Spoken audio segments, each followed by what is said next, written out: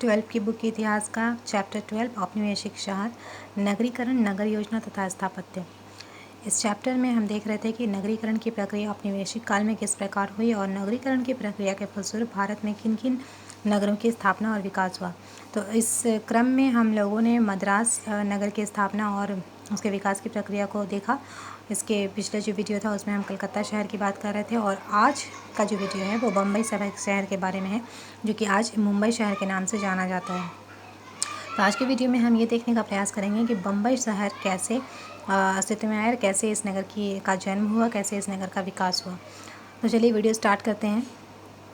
बम्बई में प्रारंभ में 7 द्वीपों का क्षेत्र था, जिसे 1534 ईस्वी में पुर्तगालियों ने प्राप्त कर लिया था। मतलब 1534 ईस्वी में ही बम्बई को पुर्तगालियों ने अपने कब्जे में ले लिया था। लेकिन पुर्तगाली की राजकुमारी कैथरीन ऑफ ब्रिगेंजा के साथ चार्ल्स द्वितीय, जो कि ब्रिटेन के राजकुमार थे, उनके साथ विवाह जब हो रहा था उनका, तो उस समय अंग्रेज़ों को यह द्वीप दहेज के रूप में प्राप्त हुआ। मतलब पुर्तगालियों ने अपनी बेटी की शादी पर, कैथरीन ऑफ ब्रिगेंजा की शादी पर, अपने दामाद यानी चार्ल्स द्वितीय, जो कि ब्रिटेन के थे, उनको दहेज के रूप में बम्बई शहर अब उन्हें दे दिया था।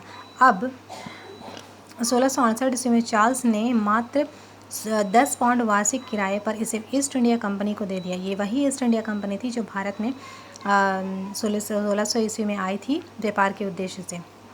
शीघ्र ही बम्बई सूरत से भी बड़ा व्यापारिक केंद्र बन गया, क्योंकि मराठों के आक्रमणों तथा लूटपाट के कारण सूरत व्यापार के लिए अब उतना ज़्यादा सुरक्षित नहीं रह गया था। इसीलिए अब अंग्रेजों ने अपना पूरा ध्यान बम्बई की तरफ केंद्रित किया और बम्बई जो है एक बहुत ही सुरक्षित व्यापारिक केंद्र के रूप में विकसित हुआ।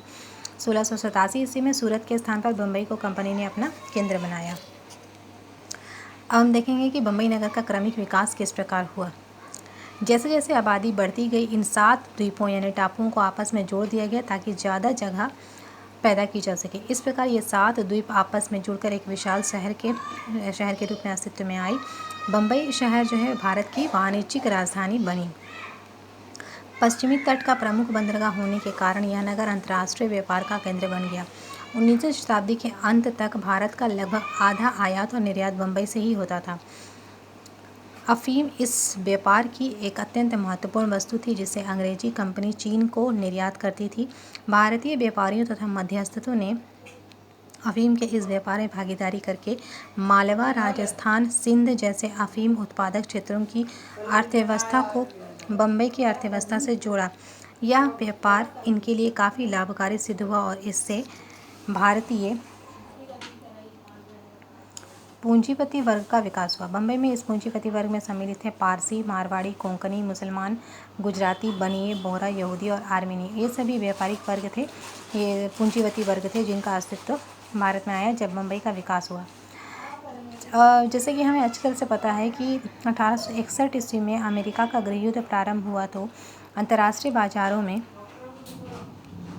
अमेरिका के दक्षिणी भाग से होने वाली कपास की आपूर्ति बंद हो गई थी और इस कारण से अंतर्राष्ट्रीय व्यापार में भारतीय कपास की मांग में वृद्धि हो गई, जिसकी खेती मुख्यतः दक्कन में ही की जाती थी। इस घटनाक्रम में भारतीय व्यापारियों तथा मध्यस्थों को अधिकाधिक लाभ अर्जित करने का एक और अवसर दे दिया।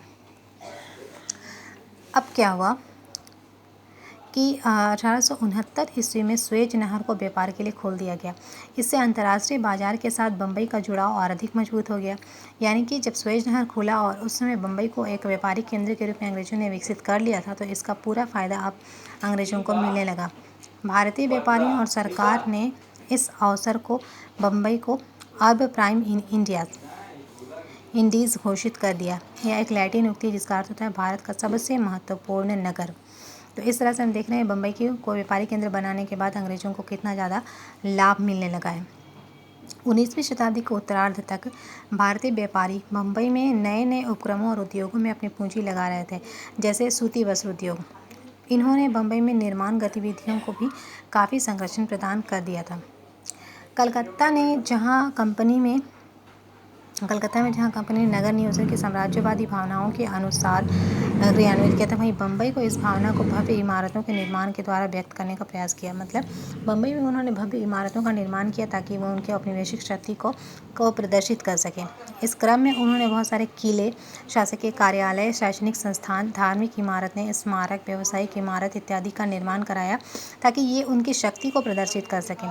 और इन इमारतों के निर्माण में नव शास्त्रीय, नव गौथिक और इंडो सार्वजनिक इन तीनों शैलियों का इन तीनों शैलियों का प्रयोग किया गया है, जिसके बारे में हम लोग देख चुके हैं पिछले वीडियो में कि नव शास्त्रीय शैली क्या थी, नव गौथिक शैली क्या थी और इंडो सार्वजनिक शैली क्या थी। और हम पिछले वीडियो में ये भी देख चुके हैं कि इन सभी शैलियों में विभिन्न इमारतों का निर्माण किस प्रकार हुआ है और किन इमारतों का निर्माण किस शैली में हुआ है, ये भी। बम्बई की इमारतों में बम्बई का town hall, Elphinstone circle, Bombay विश्वविद्यालय, Victoria terminus, Taj Mahal, hotel, gateway of India इत्यादि हैं, जिनके विषय में पिछले वीडियो में हम लोग देख चुके हैं। इन सब के अतिरिक्त बम्बई की इमारतों का एक और प्रमुख विशेषता थी, वो थी चाल इमारतें। ये चाल इमारतों का जिक्र करना यहाँ बहुत आवश्यक हो जाता है, क्योंकि ये जो चाल इमारतें हैं इनका अपना अलग ही अस्तित्व है बम्बई में। यहाँ पर झुग्गियों में लोग रहते हैं, गरीब लोगों की ये बस्तियाँ होती हैं, जहाँ पे 3 से 4 मंजिले मकान होते हैं और बहुत ही कम जगहों पर बहुत बड़े बड़े परिवार यहाँ पर रहने के लिए विवश होते हैं, जहाँ किस तरह की कोई सुविधा नहीं होती, ना पानी की सुविधा, ना प्रकाश की या रोशनी की सुविधा, किस तरह की कोई सुविधा नहीं होती, लेकिन फिर भी यहाँ पे घनी आबादियाँ बसा करती हैं। तो चलिए हम थोड़ा चौल इमारत के बारे में भी देख लें। बम्बई के भारतीय आबादी वाले इलाकों में भवन निर्माण तथा साज सज्जा में प्रमुख रूप से परंपरागत भारतीय शैलियों का ही प्रयोग किया गया है। नगर में जगह की कमी और भीड़भाड़ के कारण एक विशेष प्रकार की इमारतें अस्तित्व में आई, जिन्हें चौल इमारतें या चौल का नाम दिया गया। ये इमारतें जो है वो बहुमंजिला इमारतें होती थी, जिसमें एक एक कमरे वाली आवासीय इकाइयाँ बनाई जाती थी। इमारत के सारे कमरों में के सामने एक खुला बरामदा या गलियारा होता था और बीच में दालान होता था। इस प्रकार की इमारतों में बहुत थोड़ी जगह में कई परिवार निवास करते थे, जिससे उनमें पड़ोस तथा मोहल्ले की पहचान तथा एकजुटता की भावना का विकास हुआ। एक और जानने वाली चीज़ है जो हम यहाँ पे जानेंगे, वो है पर्वतीय सौरगाह या हिल स्टेशन। इनका विकास भी बम्बई के नगरीकरण की एक विशेषता रही। पर्वतीय सैरगाहों का विकास भी औपनिवेशिक शहरी विकास का एक प्रमुख पहलू था। पर्वतीय सैरगाहों के विकास का ब्रिटिश सैनिक आवश्यकताओं तथा हितों में सीधा संबंध था। कैसे?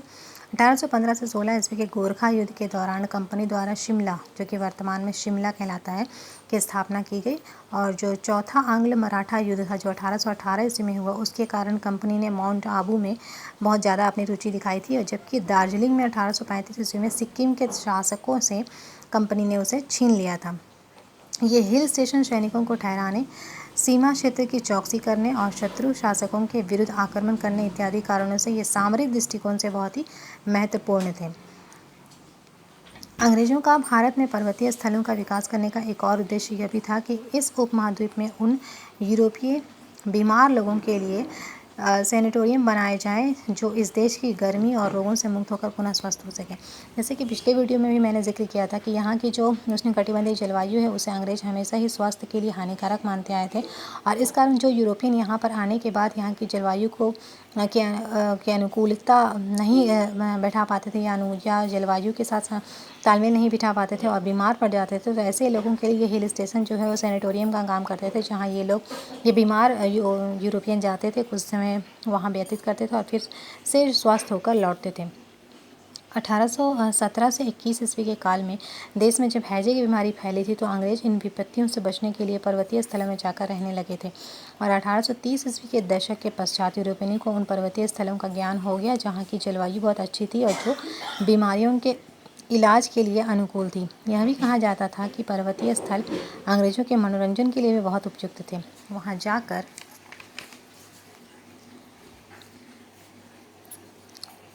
जाकर वे अपने काम की थकान को दूर कर सकते थे तथा मैदानों की गर्मियों से भी बच सकते थे।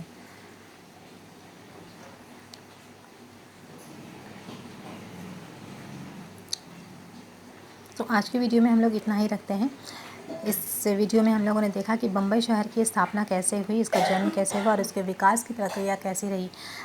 इस वीडियो को हम लोग यहीं एंड करते हैं। नेक्स्ट वीडियो होगा, उसमें हम बम्बई के विकास को, बम्बई नगर की नगरीकरण की प्रक्रिया को और इसके विकास की प्रक्रिया को ही आगे बढ़ाएंगे। Thank you.